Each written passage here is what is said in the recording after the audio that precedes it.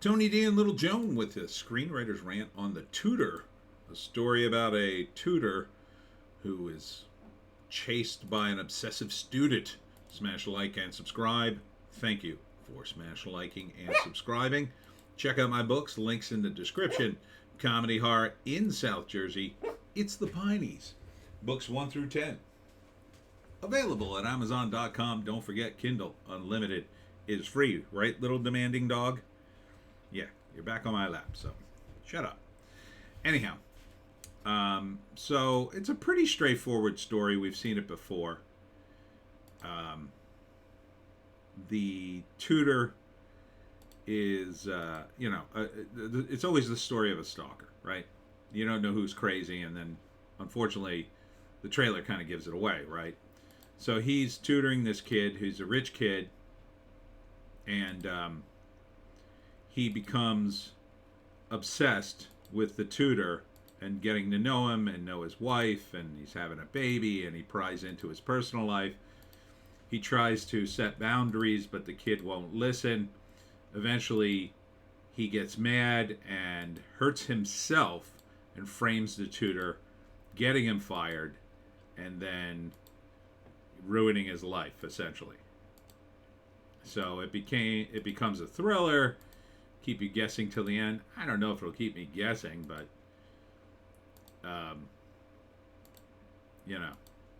But Garrett Hedlund, Noah Schnapp. Is that the kid from what's his face? Stranger Things? Is that his name? And Victoria Justice, coming soon. No distributor yet, I'm guessing. It doesn't look bad for a thriller, I guess. It's kind of by the numbers, I feel. I guess that's a kid from Stranger Things. Initially, he's tutoring him, and he asks him what his dad does, and he doesn't get a straight response, which may indicate that his father's involved in crime or something.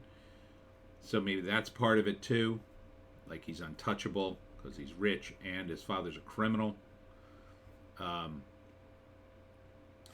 But like all these movies tend to hinge on, well, this character's crazy and he's going to do all sorts of crazy things.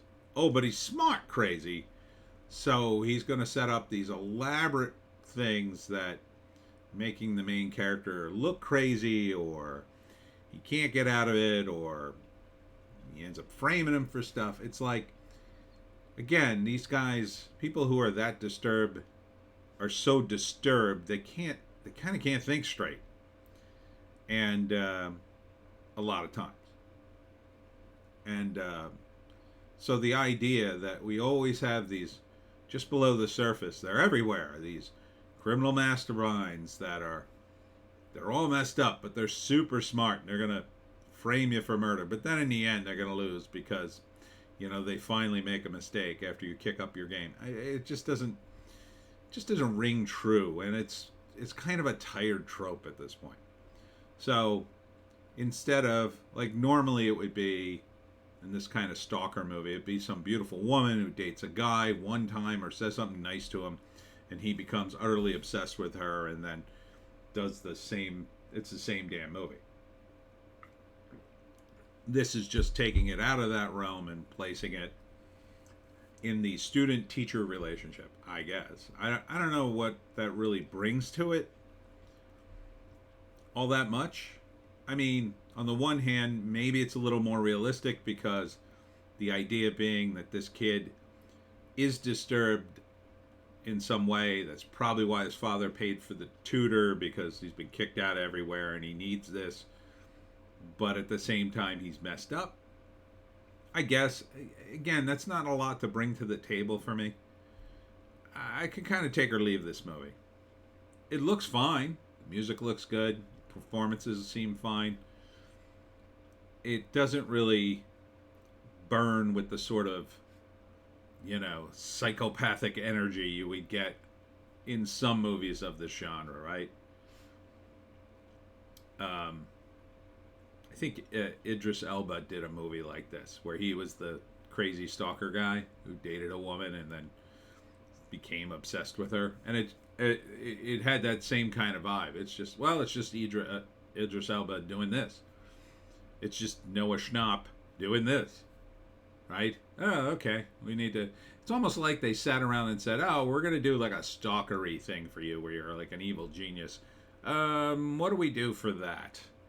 And then somebody went, "Well, what if he was being tutored by a guy?" Oh, okay, yeah, let's go with that. Like it's okay, I guess.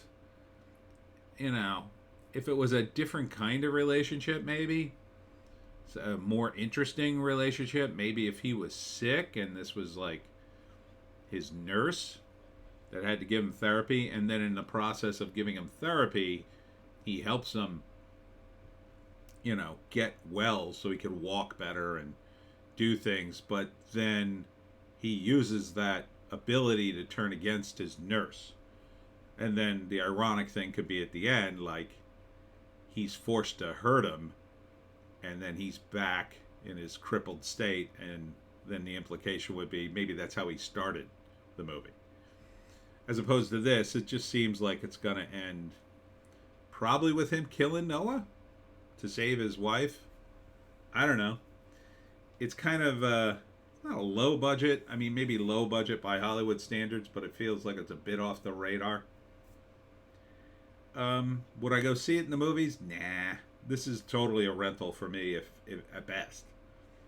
If it shows up on one of the streaming services, I might watch it. If, I don't know, my friend said, "Oh, it's really good, you ought to see it." Maybe I would.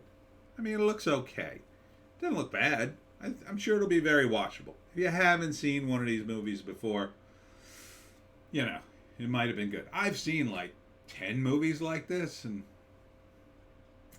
it's sort of borders my wheelhouse, but not really. It's not really in it. So, first act, he gets hired to tutor the kid. All goes great. He's a great tutor. Noah's a great student. He's a little odd. He's having a baby, all these things. Next thing, he starts to notice the oddness. And that's probably the beginning of the second act. This kid's very weird. There's something up with the family, how he's treating him. The kid has some sort of connection with the tutor. It's weird, a little off-putting. First he dismisses it, but then he keeps up in the ante. Slowly shows up to places. Eventually he meets his wife, and then at that point he finally pulls him aside and says, "Listen, you can't keep doing this." The kid's reaction's bad, and next thing you know, he's fired or on the verge of getting fired. Eventually does get fired in the trailer. And the kid keeps ramping it up, keeps showing up to his place, framing him for various things because he's got lots of money. I don't know, gets him blacklisted, ends up getting him divorced, maybe exposes some bit of hypocrisy. That's usually one of the nuances in a movie like this. You might have a bit of hypocrisy coming from the tutor that seems kind of innocuous, but then the stalker character kind of grabs that and uses that as a wedge against his wife or his friends or whatever. So maybe he's divorced, or maybe his wife's maybe he kills her. I don't know. He's crying at the end. Maybe. I'm not sure who he's crying for. See, that's the thing. Like, I don't want to see that upping of the ante. I don't want to see this character's wife killed by a psychopath. That's not a fun movie for me. It's kind of a drag. Like, or if he somehow arranges an accident and she loses the baby. I mean, that would be just as depressing. So, and it doesn't feel that organic is the problem. And then the third act, he beats him. Kills him, or exposes him, sends him to a psych ward, something like that.